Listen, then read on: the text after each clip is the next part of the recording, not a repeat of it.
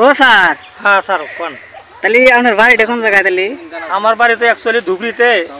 আমি এখন বর্তমান এমআই লাইফস্টাইল কোম্পানির একটা ভালো র্যাঙ্কে আছি, ডিটিসি।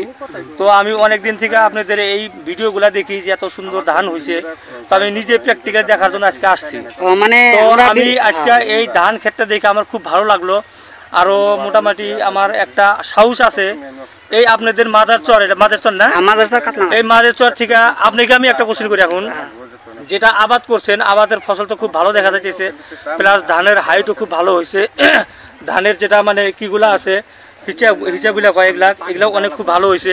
তো আগামী এই ক্ষেতের ফসল দেখা আপনাদের আইডিয়া মতে এই আমাদের যেটা সার আছে, সারটা আগামী বছর আপনাদের এই মাঝে চলছে কত টাকার বিজনেস হওয়া লাগে?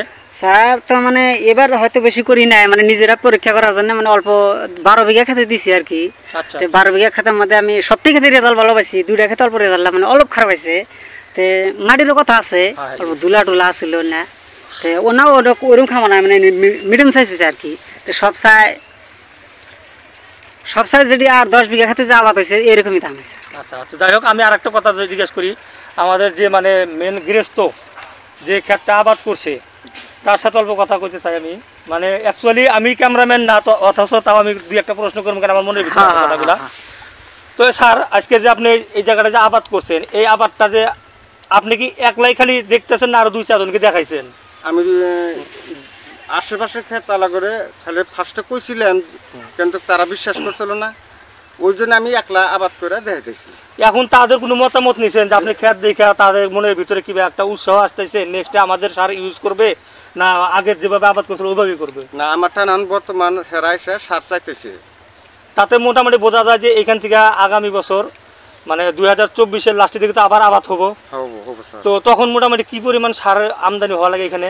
মোটামুটি কমসে কম 20 বিঘা সার আমি নিজে একলা দিই। সারের কমেন্টেশন আমার খুব ভালো লাগলো। তো যাই হোক আমি এখন বাকি দর্শকদেরকে বলতে চাই, এখন আফারে ওরা কি করতেছে ওটা আমরা হয়তো জানি না। তো আশা করি যে আগামী 2025-এর ভিতরে আমাদের ধুবড়ী ডিস্ট্রিক্ট থেকে মিনিমাম সারের বিজনেস করে আমরা 80 লাখ টাকার বিজনেস দেবো, আমি একটা মনে মনে টার্গেট নিয়েছি। তো তারপরে কথা হলো যে টার্গেটটা তো এমনি নেই, কারণ আমরা প্র্যাকটিক্যাল দেখতেছি আর সবাইকে দেখাবো। এখন সামনে আমরা দেখবো যে এই ফসলটা যখন কাটার পরে ফসলটা এখন বিঘায় কত মন করে নামে, ওই হিসেবে আমরা মানুষকে জানাতে পারবো। আগে আমরা কত মন করে নামবো ওই জিনিসটা জানাতে পারতেছি না। তো যাই হোক সবাইকে আমি বলি যে আজকে আমরা যে কোম্পানিতে আছি খুব সুন্দর কোম্পানি, এই কোম্পানির প্রত্যেকটা প্রোডাক্টে 100% কাজ করে। আপনারা সবাই যে ইচ্ছাকৃতভাবে আসেন কইরে আছেন, আর যে হয়তো কেউ ইচ্ছুক আছেন করবেন বলে, তা আমি আশা করি যে সবাই মনোযোগ দিয়ে কাজটা করেন।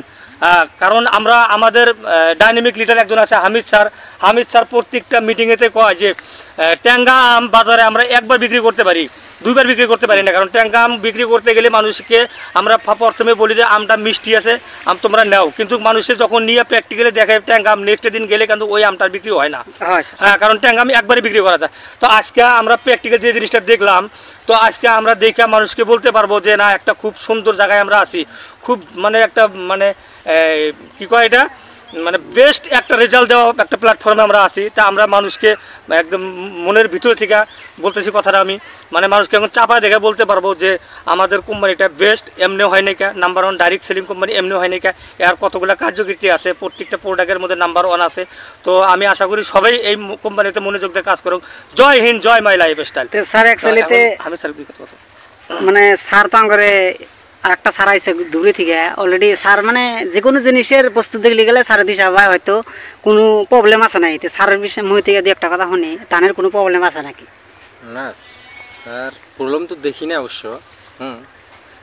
যেহেতু প্রমাণ আর কি করবো আর কি ডিফারেন্স দেখা গেছে, এদিকে দেখান, অল্প দর্শকদেরকে দেখান এই ক্ষেতটা যেটা মানে অ্যাকচুয়ালি না একসাথে করা হয়েছে ধান সেম ধান, এটা মতো মনে হয়তো আমাদের সার ব্যবহার করা হয় নাই কইছিলাম হয়তো বিশ্বাস করা নাই। আচ্ছা যাই হোক আর কি, ডিফারেন্স এখানে আছে, আর করা কিছু নাই। রেজাল্ট আমাদের চোখের সামনে, আর কি কমু স্যার। হ্যাঁ, যাই হোক আমি এটুকু কমু যে খেতে আবাদ করেন আমাদের সাথে যোগাযোগ করেন, ইনশাল্লাহ প্রত্যেকবার আপনাদের আবাদ খুব ভালো হবে, আপনাদের খরচাও কম হবে, পানিও খুব কম ব্যবহার করতে হবে, পানিটাও কম লাগে।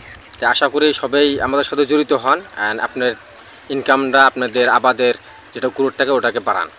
জয় হিন্দ, জয় মাই লাইফস্টাইল। ঠিক আছে।